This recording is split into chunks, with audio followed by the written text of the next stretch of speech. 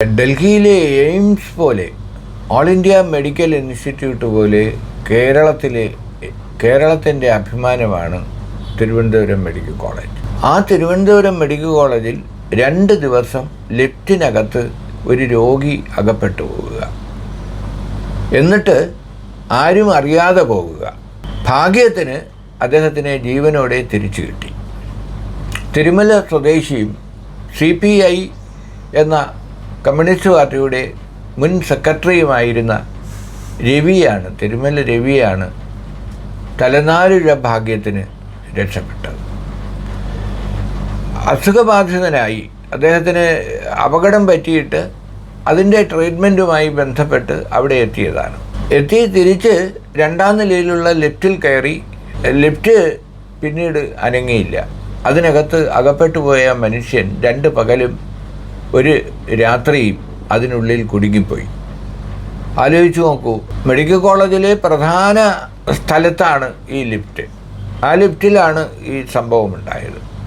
അദ്ദേഹം അലാറം മുഴക്കി, ലിഫ്റ്റിൽ നിന്നും നിലവിളിച്ചു നോക്കി, ലിഫ്റ്റിൽ ഇടിച്ചു നോക്കി, എല്ലാം ചെയ്തിട്ടും ഒരു ഫലവും ഉണ്ടായില്ല.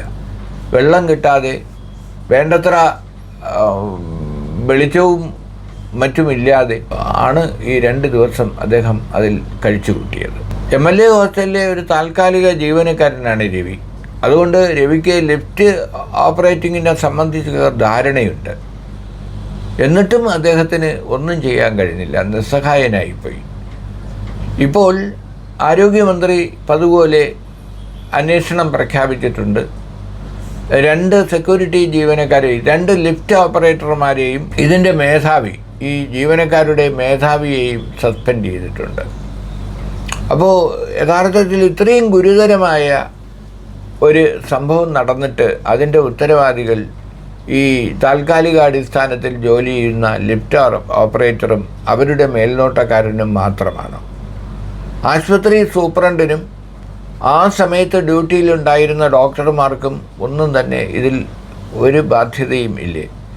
പതിവുപോലെ ആരോഗ്യമന്ത്രി മെഡിക്കൽ വിദ്യാഭ്യാസ ഡയറക്ടറോട് റിപ്പോർട്ട് ആവശ്യപ്പെട്ടിട്ടുണ്ട് ഈ സസ്പെൻഷന്. ഇനി കുറച്ച് കഴിഞ്ഞാൽ ഈ സസ്പെൻഷൻ നടപടി ഒന്നും ഇല്ലാതാകും.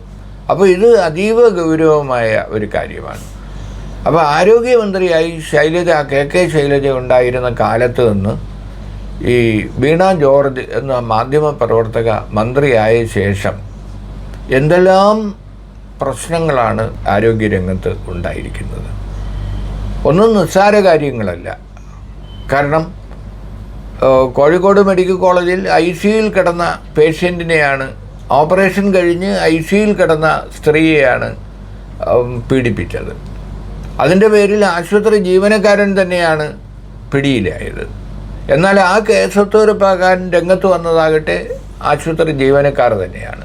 അവരെയും പിന്നീട് നടപടിയെടുത്ത് സസ്പെൻഡ് ചെയ്യേണ്ടി വന്നു. പക്ഷേ അവരെല്ലാം തിരിച്ചെടുത്തു. ഇപ്പോഴും ഈ അതിജീവിത അതിൽ ന്യായമായ ഒരു നടപടിക്ക് വേണ്ടി സർക്കാരിൻ്റെ മുന്നിൽ കൈനീട്ടി നിൽക്കുകയാണ്. ഇനിയും അതിലൊരു നടപടി ഉണ്ടായിട്ടില്ല. ഇതാണൊരു വളരെ പ്രധാനപ്പെട്ട ഒരു സംഭവം. ഇനി ആരോഗ്യവകുപ്പ് മന്ത്രി ഈ അടുത്ത കാലത്ത് പത്തനംതിട്ടയിൽ BJPയിൽ നിന്ന് രാജിവെച്ച വന്ന ആളുകളെ, അതായത് കാപ്പ കേസിലെ പ്രതികളെ അടക്കം ഈ പാർട്ടിയിലേക്ക് ഇൻക്ലാബ് വിളിച്ച് സ്വീകരിക്കുന്ന രംഗം നാം കണ്ടു. ഒരു മന്ത്രി സത്യപ്രതിജ്ഞാ ലംഘനമല്ലേ നടത്തുന്നത്? കാരണം കാപ്പ കേസിലെ പ്രതിയാണ് അയാൾ എന്ന് ഇപ്പോഴും പത്തനംതിട്ട ജില്ലാ പോലീസ് സൂപ്രണ്ട് സാക്ഷ്യപ്പെടുത്തുന്നു.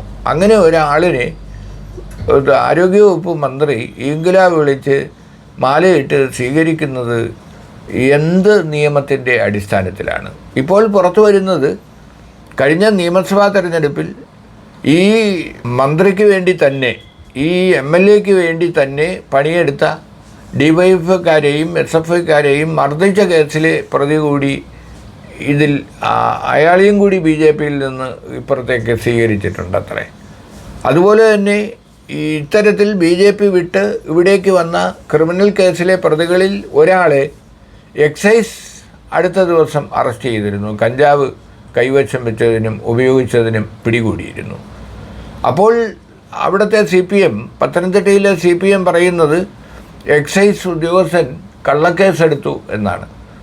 അപ്പോൾ എക്സൈസ് ഉദ്യോഗസ്ഥൻ പറയുന്നത് താൻ മുഖ്യമന്ത്രിയുടെ സ്തുത്യർഹമായ സേവനത്തിന് മുഖ്യമന്ത്രിയുടെ മെഡൽ പോലും വാങ്ങിയ ഉദ്യോഗസ്ഥനാണ് താൻ എന്നാണ് എക്സൈസ് ഉദ്യോഗസ്ഥൻ പറയുന്നത്. 23 കൊല്ലമായി അദ്ദേഹം സർവീസിലുണ്ട്.